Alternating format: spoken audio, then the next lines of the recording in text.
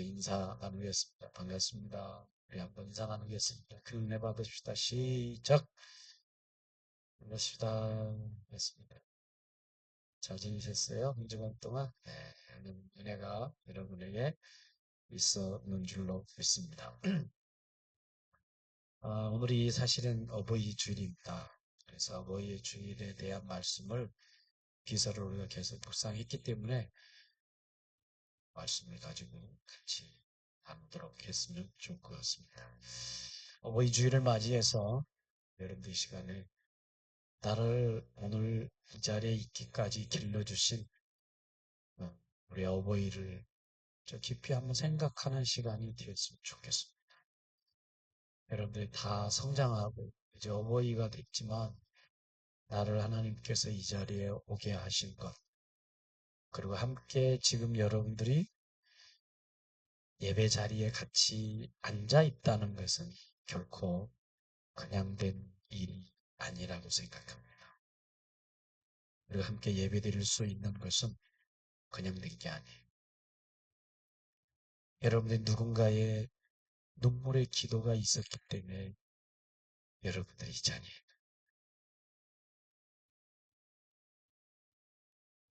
여러분 이 자리에 같이 예배 드릴 수 있었다는 것은 누군가의 인내가 있었기 때문에 여러분 이 자리에 예배를 참여하고 있는 것입니다. 여러분 이 자리에 있는 거 그냥 있는 게 아니에요. 여러분 이 자리에 같이 예배 드릴 수 있는 것은 끝까지 포기하지 않았던 누군가의 사랑이 있었기 때문에, 그리고 눈물 어린 기도가 있었기 때문에 이 자리에 여러분들이 예배를 드리고 있는 것입니다. 그 중에 한 가지가 어버이의 사랑의 기도의 결과라고 하는 것을 이 자리에 깊이 묵상을 해 보셨으면 좋겠습니다.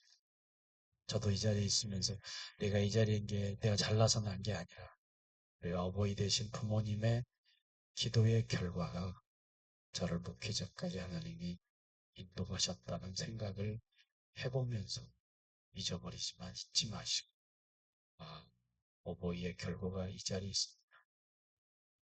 그리고 여러분의 주위에 나를 향한 어떤 분의 기도와 눈물과 무릎과 인내가 있었기 때문에 이 자리에 있습니다. 생각하면서 말씀을 상고했으면 좋을 것 같습니다. 어버이를 생각하면서 자녀를 멸곡으로 키워서 감리교를 창시하게 했고 세계적인 부흥사로 만들었던 세계적인 전도자로 키운 한 어머니가 있습니다. 그분이 누군지 아십니까? 요한 웨슬레의 어머니 수산나 웨슬레라고 하는 사람. 먼저 수산나 웨슬레에 대한 내용을 잠깐 서론으로 말씀을 드리도록 하겠습니다. 그림을 잠깐 보면 웨슬러가 어렸을 적에 집에 큰 불이 났습니다. 타가는데 안타까운 것은 뭐냐 하면 요한 웨슬러가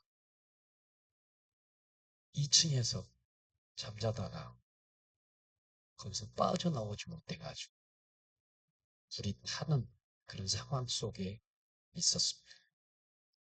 사람들은 밑에서 발을 동동동동 부르면서 사다리가 없어서 인간 사다리를 만들었습니다.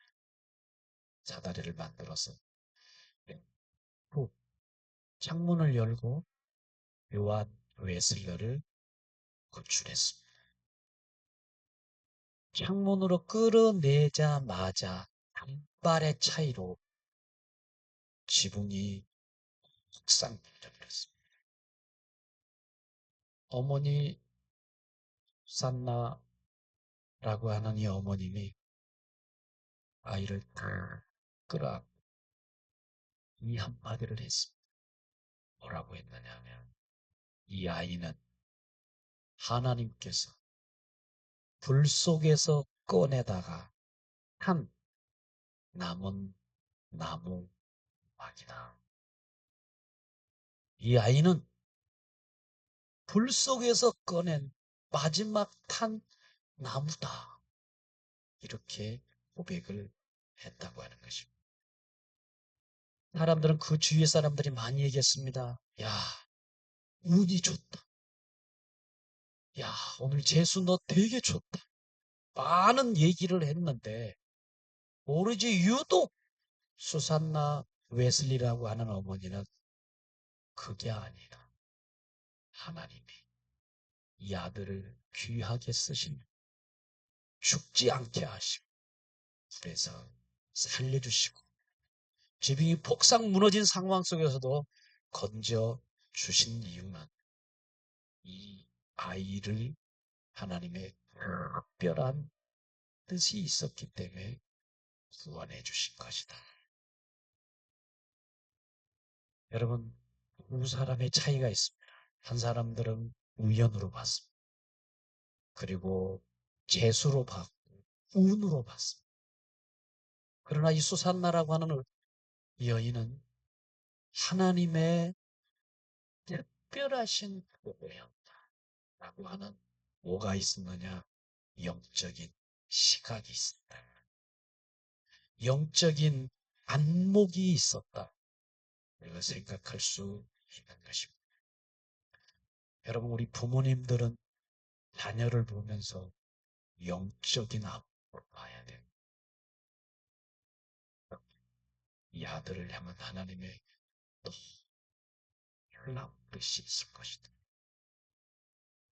하나님이 내 딸을 향한 하나님의 놀라운 비전이 있을 것이다. 그런 영적인 안목을 저와 여러분들이 져야 될 뿐만 아니라 우리의 부모들은 그런 마음을 가지고 있었다는. 지금 자녀를 키우는 여러분의 부모님도 동일하게 영적인 시각을 통해서 하나님이 이 아들을 귀하게 쓰실 것이다. 라는 신앙의 영적인 안목을 온전히 갖는 여러분들이 되어지기를 주의 이름으로 축복합니다. 할렐루야. 놀라운 사건이 있습니다.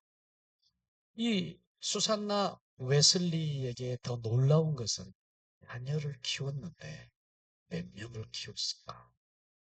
몇 명을 키우느냐면 19명을 낳았어요. 몇 명이요?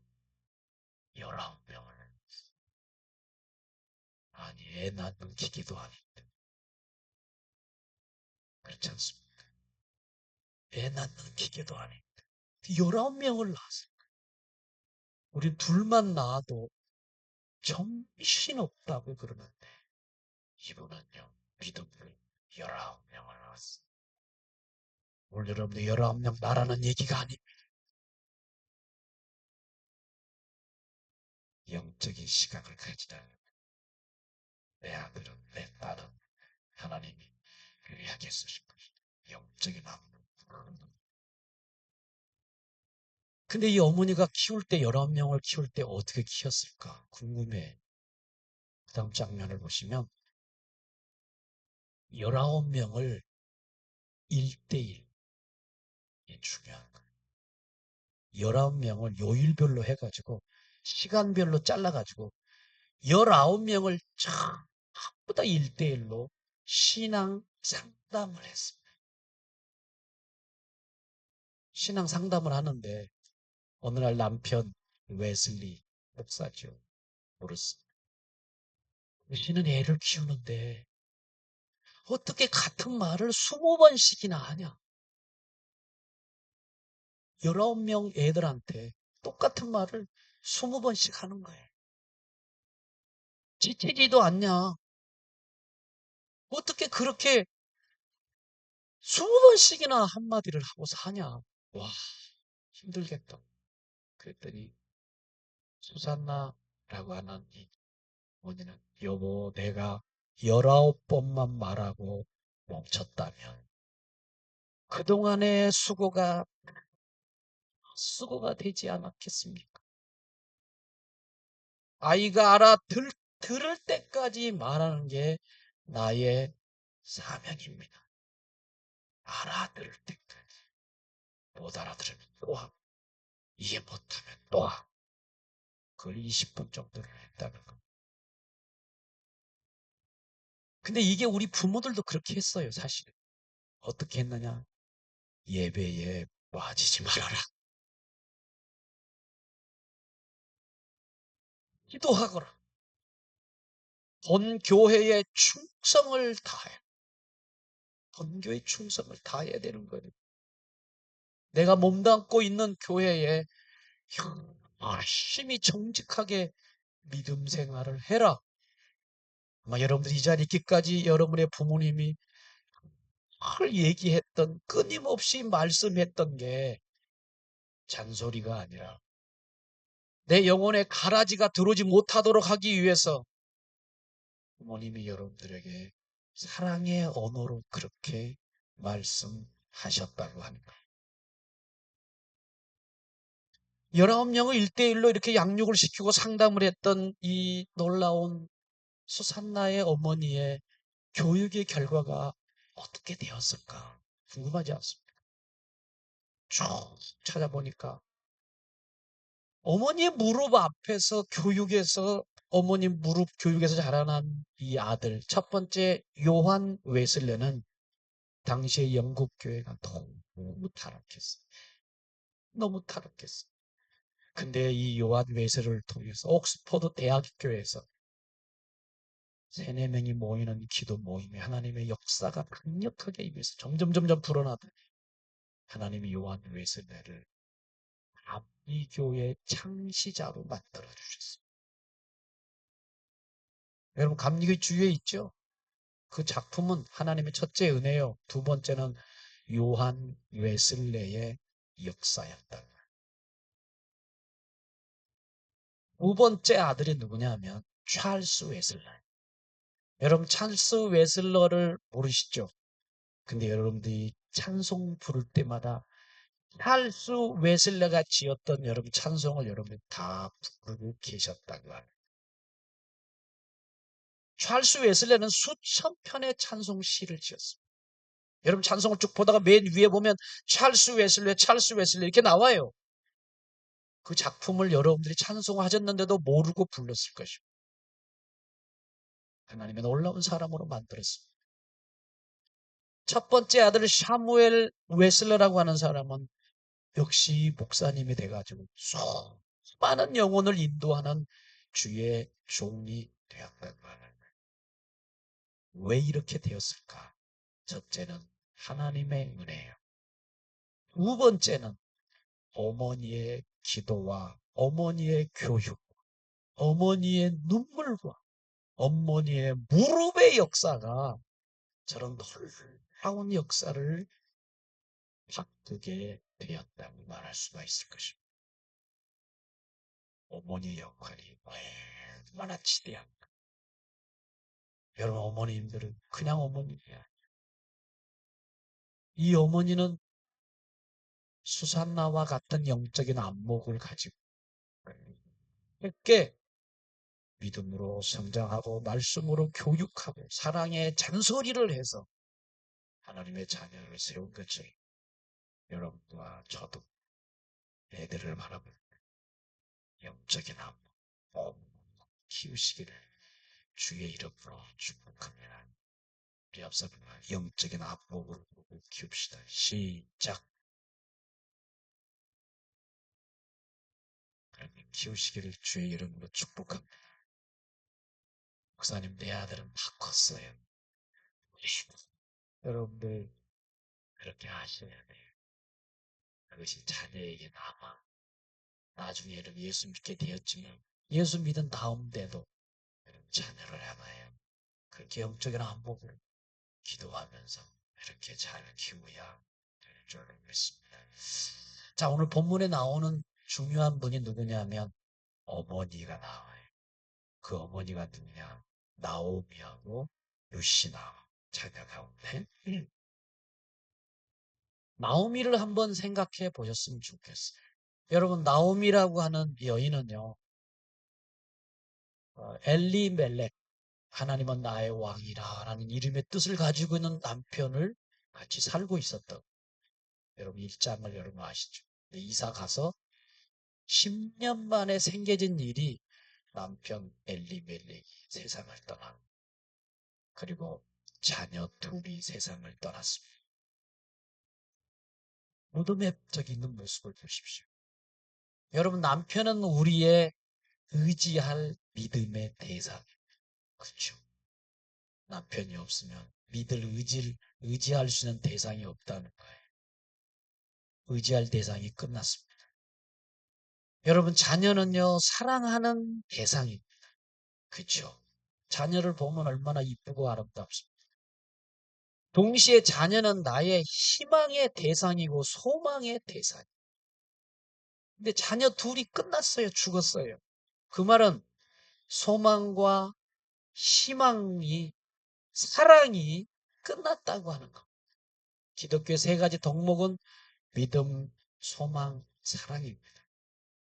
이 여인은 믿음, 소망, 사랑이 완전히 절단난 사람이었습니다.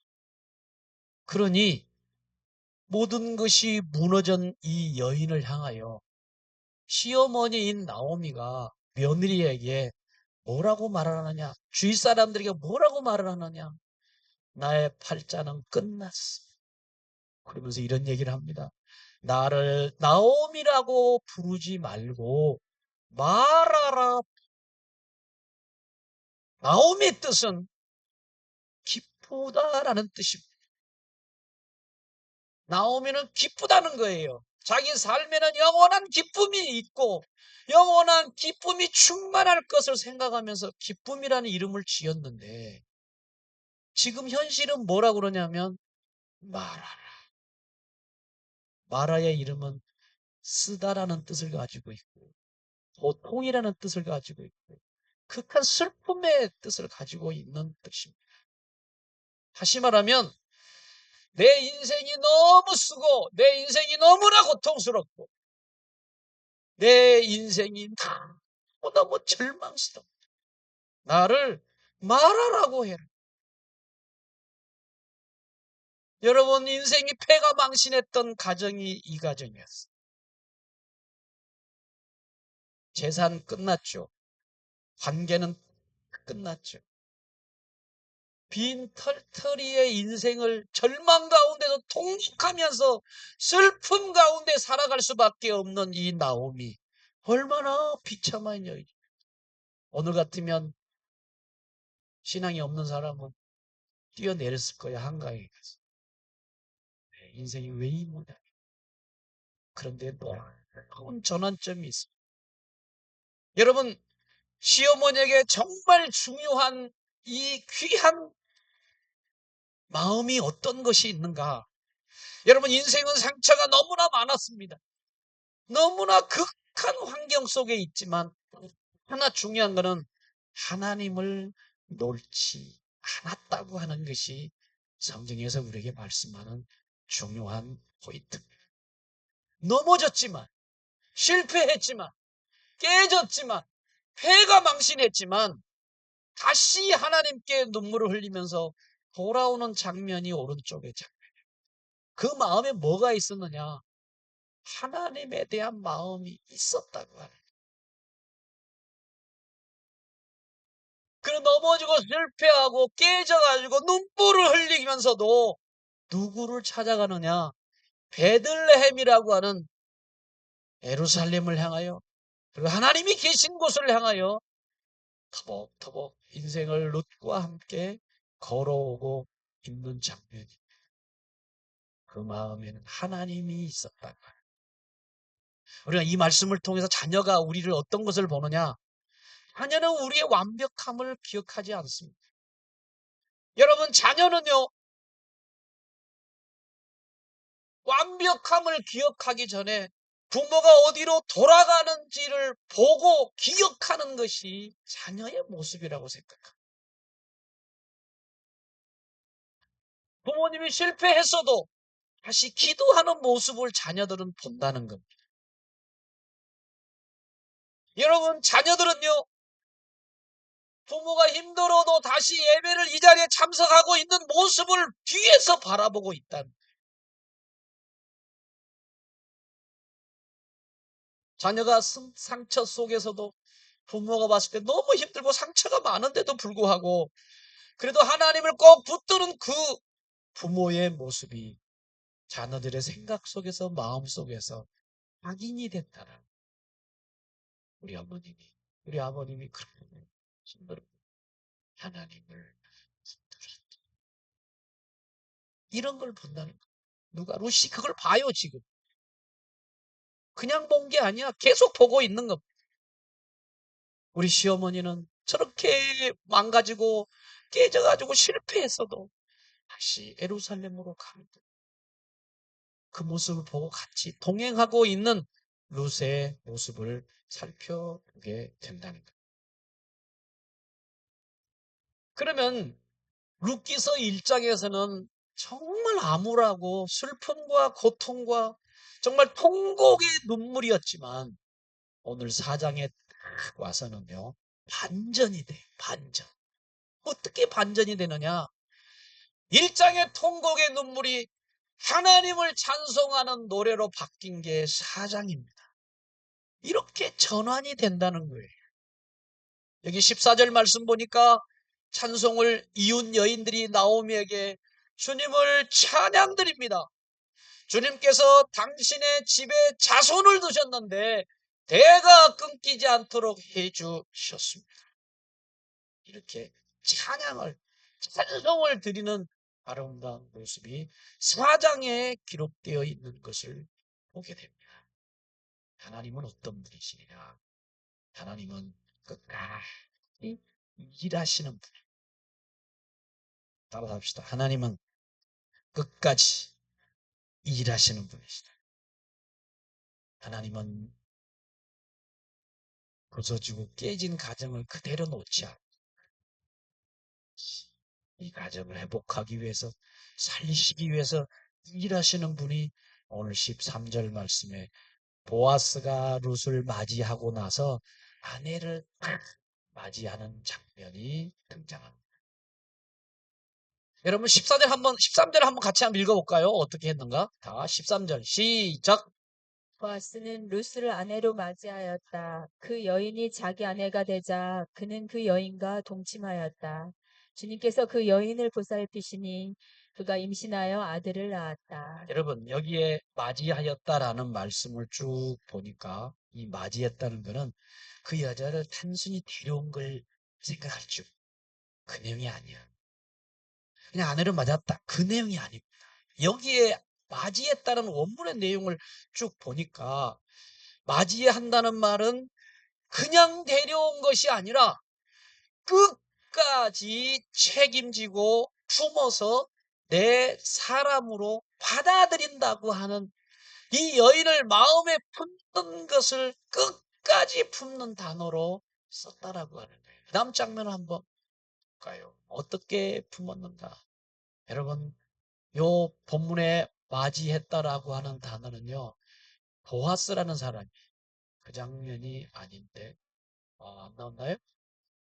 보아스가 이 아내를, 이제 여자를 품는 모습이 있는데, 그게 빠졌나 봐요. 그 장면도 아닙니다. 안 나왔어요. 죄송합니다. 무슨 얘기냐? 이 얘기예요. 보아스가 이 아내를 데리고 맞이했다고 하는 것은 죽을 때까지 끝까지 책임지고 품어서 내 사람으로 만든다. 끝까지. 오늘날은요, 힘들면 헤어져요. 돈 없으면 끝납니다. 오늘날의 시대예요. 오늘날에 패면 그냥 끝내요. 그거는 그래서는 안 되겠지. 오늘날의 가정을 보면요, 좀 기분 나쁘고 좀 안 좋으면 그냥 끝내는데, 여기에 보아스라는 사람은 끝까지 품은 모습을 말씀을 하는데, 여기에 모압 여인은 외국인입니다. 외국인이에요. 더구나 가난한 여자였어요. 의지할 것도 하나도 없었던 사람인데, 보아스가 너는 내 사람이야. 내 끝까지 책임져. 이렇게 책임진 단어가 여기에 맞이했다라는 말씀을 우리에게 강조하고 있다는 거예요. 자, 그럼 여기서 한 걸음 더 나갔으면 좋겠어요. 보아스의 끝까지 책임지고 사랑하는 이 마음은 누구를 닮았을까? 누구를 닮아요? 기억나십니까? 예수님이십니다. 여러분, 세상은요, 사람을 볼 때 그 사람의 조건과 환경을 봅니다. 조건이 안 좋고 환경이 안 좋으면 팽개쳐요. 그러나 하나님은 우리를 뭐로 보시느냐? 조건과 상황과 이런 것들이 모든 것들이 좋지 않더라도 여러분과 나는 하나님을 은혜로 보신다. 믿으시면 아멘 합시다. 오늘 여러분들이 이 자리에 앉아있는 내가 남보다 특별하게 잘나서 돈이 많고 멋지고 지혜로워서 여러분들을 구원하는 것이 아니라 하나님이 여러분들을 불쌍히 여기셔서 하나님이 여러분을 은혜로 여기셔서 여러분 이 자리에 품어가지고 주님의 자녀로 만들어 주셨다고 하는. 한 아이가 입양 기간에 있었어요.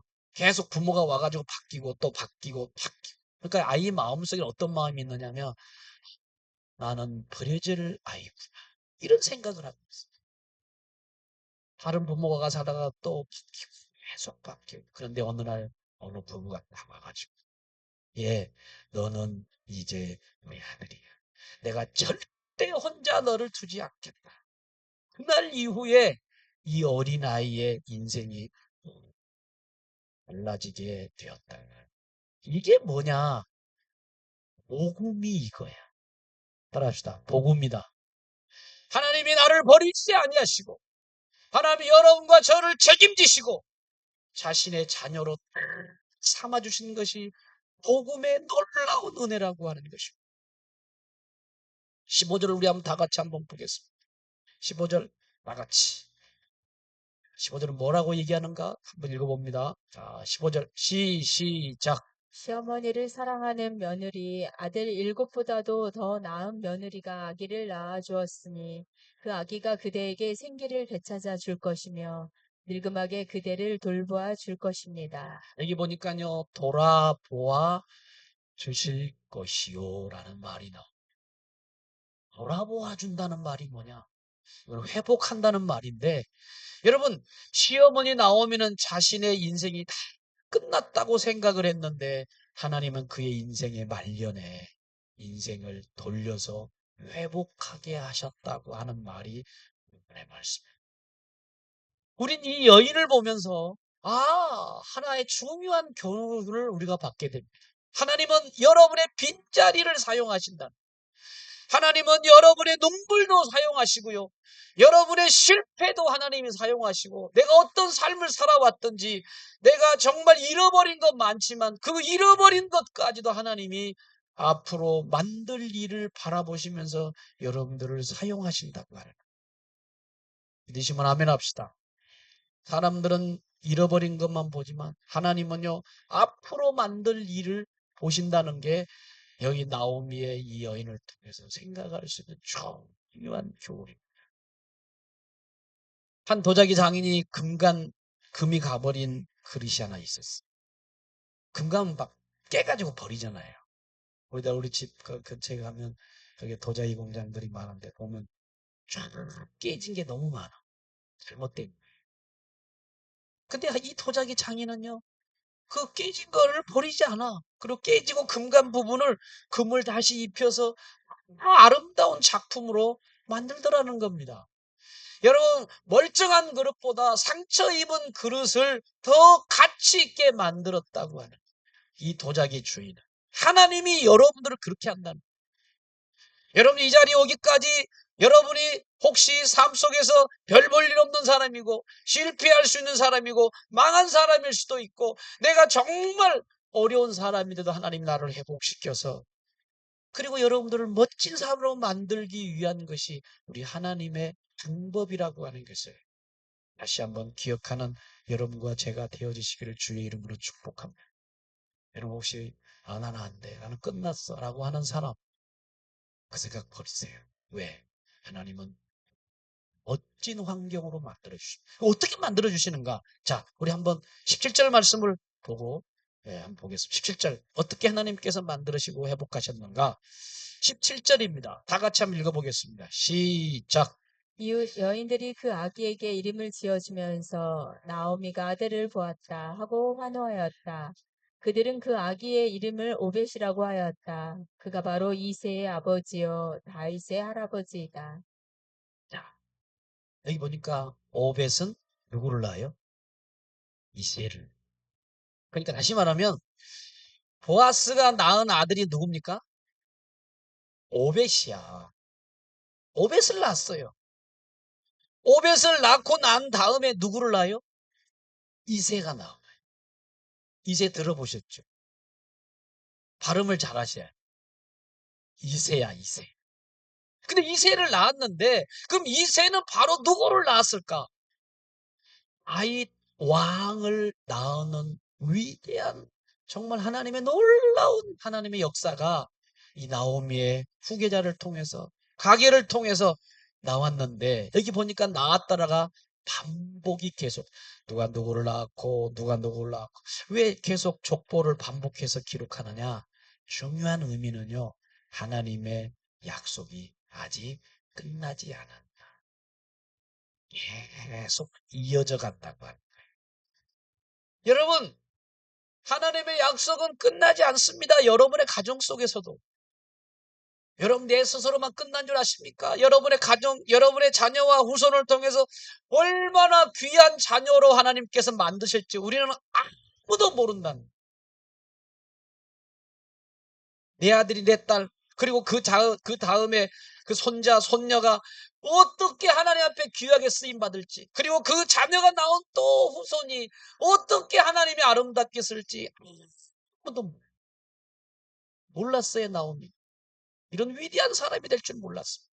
내가 다윗의 왕가의 그런 자녀가 되고 그런 족보가 된다는 건 하나도 몰랐어. 왜? 나는 망한 여자고 나는 끝난 여자. 내 자손이 이렇게 되어졌다는 것 정말 놀라운 거예요.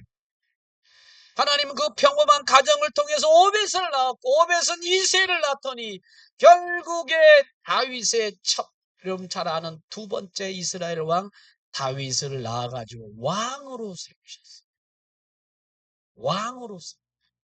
그 내용이 우리 그림에 통해서 아까 우리가 봤던 그 내용입니다. 왕으로 세워요. 왕으로.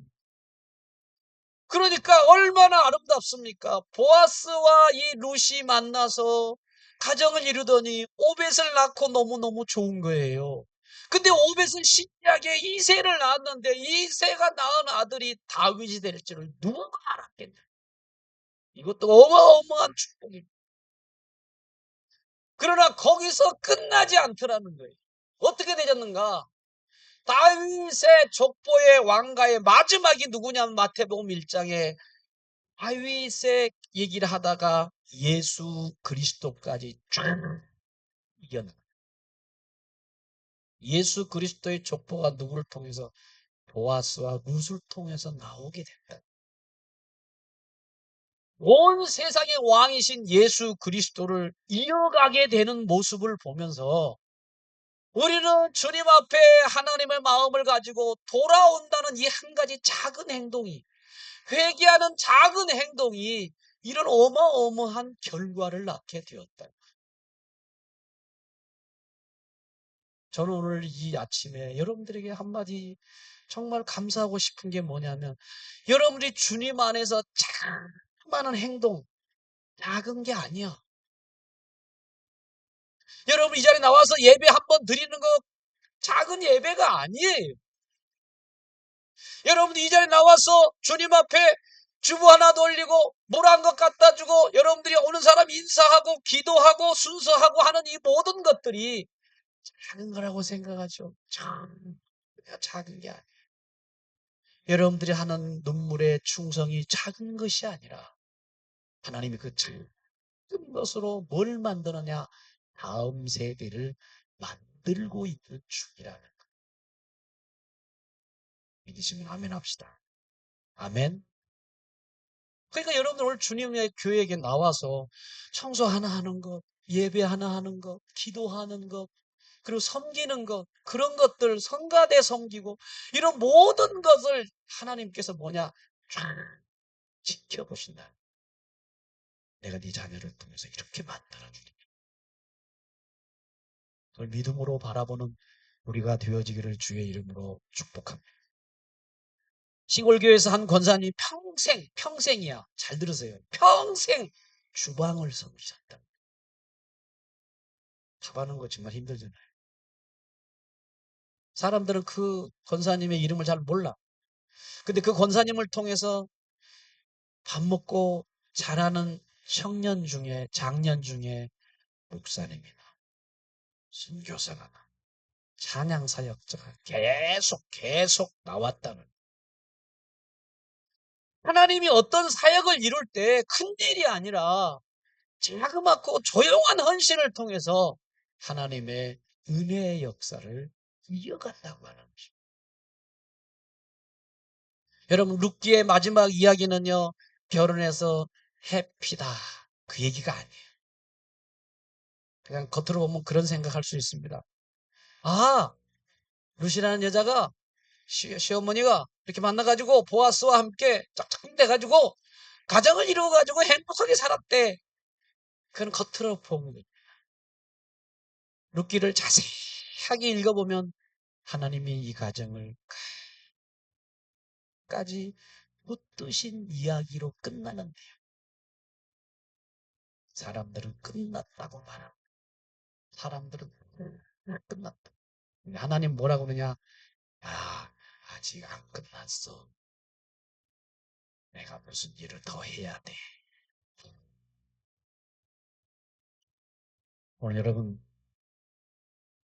하나님은 우리의 가정에서 여러분들이 흘리는 자그마한 것, 여러분들이 작은 기도를 통해서, 오늘도 여러분의 자손을 통해서 놀라운 하나님의 역사를 써나가고 계시는 중이십니다. 믿으시기를 주의 이름으로 축복합니다. 우리 어버이들은 끝까지 이 나오미와 룻처럼 하나님 이런 여러분들이 계시고, 저는 오늘 어버이 주일의 마지막 우리 여러분들에게 이 말씀을 드리고 말씀을 마치려고 합니다. 고민하다가 해야 되냐 말아야 되냐. 그냥 해야 될 것 같아요. 왜? 다음 세대가 나를 통해서 이루어지.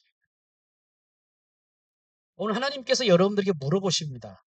너의 자녀는 네 안에서 어떤 하나님을 보고 있느냐? 자, 한번 생각해 봐요. 여러분의 자녀가 여러분을 볼 때 우리 엄마, 우리 아빠는 어떻게 하나님을 신앙생활하고 믿음으로 하나님을 섬기고 있는가를 하나님은 보고 있다는 거, 우리 자녀가 나를. 그러면 오늘 우리는 우리 교회 현실을 우리는 정직하게 마주해야 된다고 생각을 하고, 제가 계속적으로 고민했던 부분이 뭐냐? 여러분, 우리 열린문교회 실적을 한번 봐보세요. 우리의 자녀들이 지금 어디 있는가를 봐야 된다. 여러분, 안타까운 게 뭐냐면 우리의 정말 중진 여러분들의 믿음의 가정, 정말 하나님의 사람들의 가정이, 우리 교회 핵심인 가정이 자녀들이 거의 안 나온다는 거예요. 홍탄해야 될 부분이라고 생각합니다. 안 그렇습니까? 물론 변명할 수 있어요. 과거의 목사님과 과거의 그런 부분들이 있어서 그럴 수도 있다고 생각하지만, 그러나 거기에 앞서서 내가 자녀들에게 뭘 보여줬냐면,